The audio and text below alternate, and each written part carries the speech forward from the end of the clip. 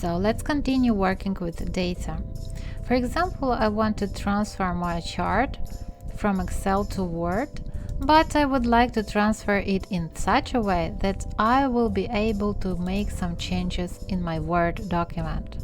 For this, I have to select the whole table. By pressing Ctrl+C, I have to point my mouse on any empty space in my Word document. After that, right-click on my button, and here I have to use several options. Or I can keep source formatting. In this case, my chart will be in the same format as it was in Excel. Or I can choose an option that Word is offering for us, use destination styles. I click on it.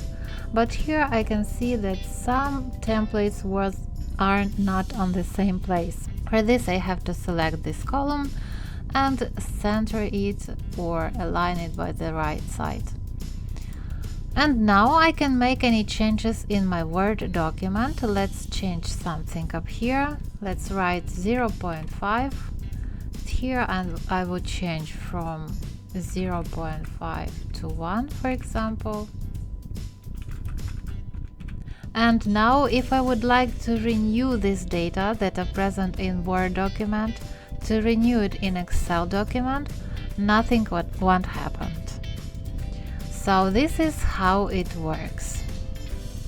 In case that I need that this connection would work, then I have to do the next step. I will copy my chart from Excel again by pressing Ctrl+C. After that,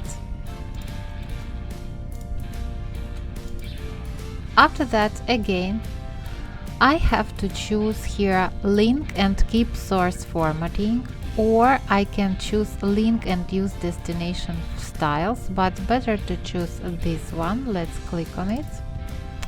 Now if I want to change something up here in my Word document, after that save this file, and while I am opening my Word document again, I can see that I have received the message. This document contains links that may refer to other files, which could be a security risk. But I need these updates, so I will click on yes. I will drag it down where my document is present, and what I can see that the changes that I made before in my third chart are the same as Excel chart has. So what happened? My changes wasn't saved. So if you want to have such connections between your documents, make sure that you remember what changes you have done and where you have done it, and what you need to be saved and what you do not need to be saved. But in a common, I prefer to use Excel chart as a basic chart and Word just for presentation or for explanation to others.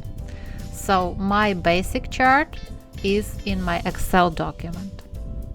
Okay, and one more secret. What if I changed the name of my Excel document or changed its folder? Then in this case, the connection between Word and Excel will be lost. So for this, for example, I'm going to change the name of my Excel document and write it as a Subscribe Master of Excel 2nd, for example. So let me do this.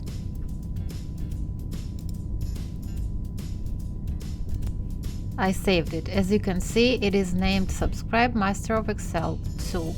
And now, if I want to make connection between these two documents, what I would receive? I will click on Save. Here again, I will click on Save. Now I'm going to close this document and I would like to open it again.